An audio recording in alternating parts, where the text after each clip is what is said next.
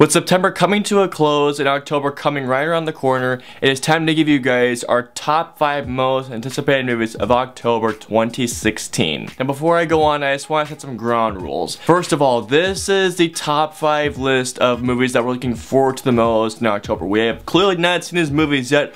Otherwise, we've already done reviews for them, but yes, these are the films that we're looking forward to the most next month. And also, these are the films that we are looking forward to the most. These films may not be on your list, but if they are, awesome. If not, we apologize. But anyways, let's get into the top 5. But before we even do that, we do have 2 honorable mentions. The first one is Terrence Malick's documentary about time itself called The Voyage of Time. I don't know too much about this film, but apparently it was shot with IMAX cameras, and if anybody knows me, I'm a huge fan of the IMAX format. And Terrence Malick is a very experimental film, not really experimental, but he's a different type of filmmaker. He really makes films that he wants to see. I admire that, but also at the same time, a lot of the films that he makes are just I'm not really into documentaries, but I'm willing to give this film the benefit of the doubt. And the final film to talk about before we get into the top 5 is Keeping Up with the Jonases. I believe that's how you pronounce it. This is directed by Greg Mottola. I believe that's how you also pronounce his name.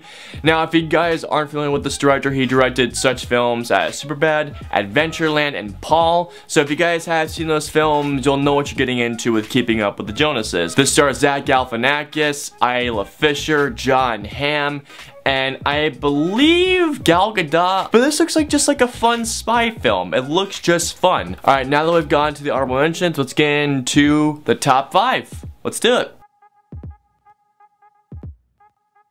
Alright, starting off at number 5 is The Birth of a Nation. This is not a remake of the D.W. Griffith film, which came out way back in the early 1900s, but this is rather a different film about the story of Nat Turner. I believe his name is, a slave who rebelled against a slave preacher that rebelled against white people. Now this film, I'm not gonna, looks very interesting, but every time I watch this trailer, it just looks like 12 Years a Slave, but with more violence in it. And that's what this movie comes off as, and I love 12 Years a Slave. I think that is a brilliant and very heart-wrenching story about someone who is kidnapped from their family and forced to be a slave for 12 years. I will say this, it looks nicely shot, it looks like an interesting story, but the thing is that every time I see this trailer, for some reason, it just looks okay, and I've heard it's just okay. I've heard honestly that it should be on the Lifetime channel, which is an ouch for this one. It's a beautiful looking film, but substance wise, I just don't know if it's there, but we'll find out when the movie comes out October 7th, I believe. I believe that's when it comes out, yes. Coming at number 4 is the sequel to Jack Reacher, Never Go Back. Now if you guys remember, Jack Reacher, the first one, had a lukewarm reception, and I feel like I'm one of the few people who actually really dug Jack Reacher. Is it a great film? No, but I found it to be a decent spy thriller. A person that he knows is being set up. So he goes to find whoever this person is. And the vibe I get from this trailer is that it looks like a fun spy thriller. Where the first one, I'm not gonna lie, had conflicting tones from being fun and then being serious.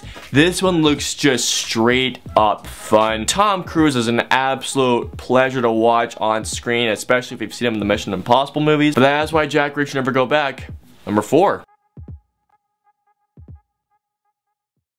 Alright, coming at number 3. Now, I know the moment I mention the title or the first word of this title, you guys are gonna be like, okay, off the video. But just hear me out, please. Now, number 3 is Ouija Origin of Evil. Now, hold up. Hold the phone. Now, I, like a lot of people, despised the first Ouija. However, the director of this film is the reason why I'm giving it hope, and this guy is named Mike Flanagan. Now, if you guys aren't familiar with Mike Flanagan, he has directed films such as Hush, Oculus, a great little indie horror called Absentia. It looks good, I feel like. Now, I'm a big fan of Mike Flanagan. I feel like that Mike Flanagan is improving as a filmmaker, particularly in the horror genre. This is actually a prequel to the first Ouija, and this film actually looks quite creepy. It really does. I know people say it looks like crap.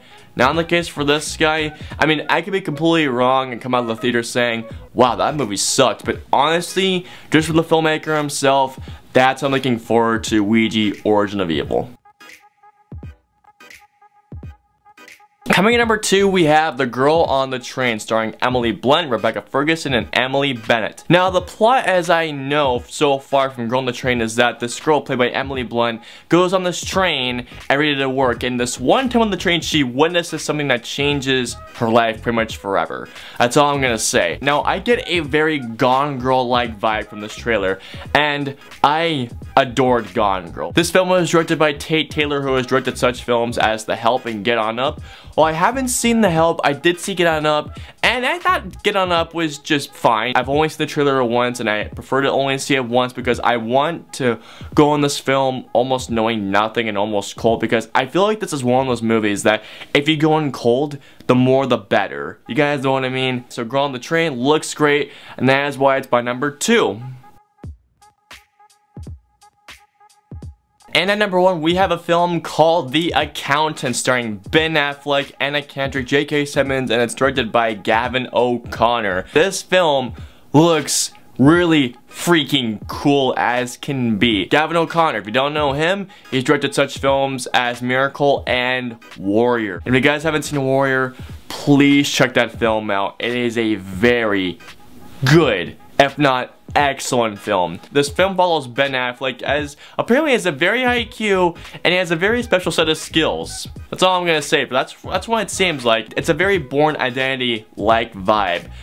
I love that. Now, unlike Jack Reacher, where it looks like it's a very fun spy thriller, this looks like the complete opposite, where it's a serious spy thriller. I'm really looking forward to The Accountant. I hope it's great. I'm hoping it comes one of my favorite films of the year. If not, oh well. If not, it'll still be a great thriller. So yeah, The Accountant is my number 1. And those guys are the top 5 films we're looking forward to the most in October. Please comment down, let us know below what are your top 5 most anticipated films of this October, and also let us know below what are some of your honorable mentions. We hope you guys enjoyed this video, as we put out videos every Monday, Thursday, Friday, and the 27th of every month. If you enjoyed this video, please hit that like button, and it helps us out a ton. Please share this video with your friends, subscribe to FlickDirect, and as always, until next month, or till the 27th of October, we will see you guys next month.